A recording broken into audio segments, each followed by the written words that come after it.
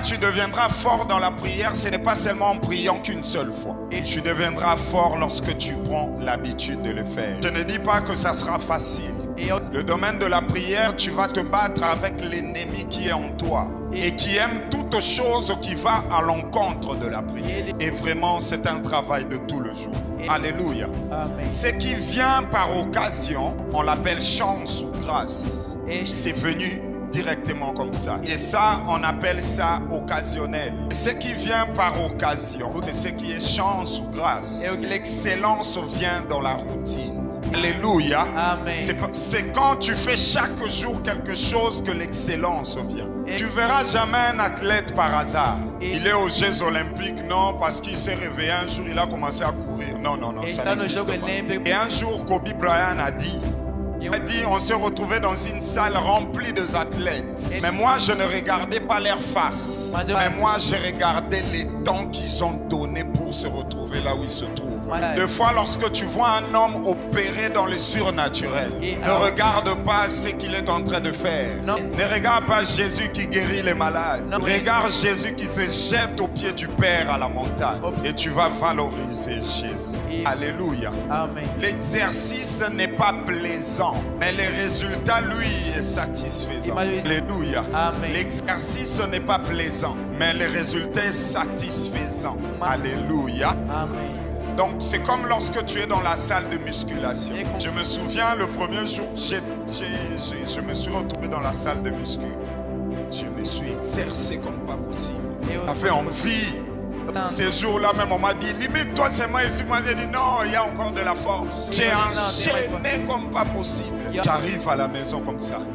Le corps commence à trembler. Mais je me suis dit, mais c'est toi qui m'as dit d'aller là-bas. C'était bien. Mais je lui ai donné peut-être trop. Mais maintenant, regarde ce qui se passe. Si tu t'arrêtes le premier jour, le corps aussi va te punir. Et tu vas tomber malade. Oui. Tu vas dire, mais je faisais quelque chose qui était bien. Mais pourquoi je suis tombé malade? Deux fois, quand j'étais en train d'écrire ça, je me suis dit, c'est pour cela qu'il y a deux fois des gens qui commencent une vie de combat spirituel. D'un jour seulement, il attaque tous les sorciers de son quartier, de l'avenue, de sa famille. C'est bon, ils vont fuir. Mais il est fatigué. Il rentre dans son monde. Après, quand ils vont revenir sur lui, c'est la même chose avec la salle de musculation. Tu pars que pour un seul jour. Et le corps, il devait prendre l'élan. Le corps ne prend pas l'élan. Le corps te frappe avec la maladie. Alléluia. Amen. Fais de la vie de prière ton quotidien.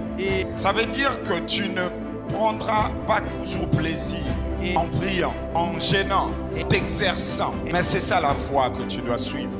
La prière est un devoir. C'est un devoir pour un enfant de Dieu. C'est un ordre. Alléluia. Amen. Puisque Jésus dit veillez et priez, afin que vous ne puissiez pas tomber dans la tentation. La prière est un devoir, est un ordre, peu importe la manière. Non importa maneira. Si c'est l'esprit qui te conduit, fais-le. Peu importe la manière. Alléluia. Amen. La Bible dit lorsqu'Élie est allé prier pour l'enfant de la veuve de Sérapta, afin de ressusciter son enfant. La Bible dit que Élie commençant d'abord à invoquer l'Éternel. Ça n'a pas marché. Non. La Bible change et dit et Élie supplia l'Éternel. Ce n'est pas la même chose. Non. Il a invoqué, il a supplié. Fais la prière de toutes les formes que tu crois possibles. Alléluia. Amen. Et ne te prive pas de quand il faut faire la prière. Non. Puisque la parole dit sème le matin, sème aussi le soir. Ça. Ne prive pas ta main de s'aimer le soir. Car tu ne sais pas parmi les deux semences qu'est-ce qui va germer. Quand tu pries, il faut prier à tout moment que tu sens qu'il faut prier. Même quand tu n'as pas envie de prier, il faut prier. Alléluia. Amen. Même quand tu sens que ça ne va pas, il faut prier. D'ailleurs, c'est quand ça ne va pas qu'il faut vraiment prier. Des fois, il y a des gens, quand ça ne va pas, ils commencent à dire Nzambe pour aller au Tikingai. Il ne se donne pas le temps de chercher son Dieu. Alléluia. Amen. Il lui rappelle seulement que tu m'avais tenu, maintenant tu m'as laissé. Alléluia. Amen. Il dit dans 41, les mêmes versets que nous venons de lire, Matthieu 26, 40 à 41. Il dit, veillez et priez, afin que vous ne tombiez pas dans la tentation. L'esprit est bien disposé, mais la chair est faible.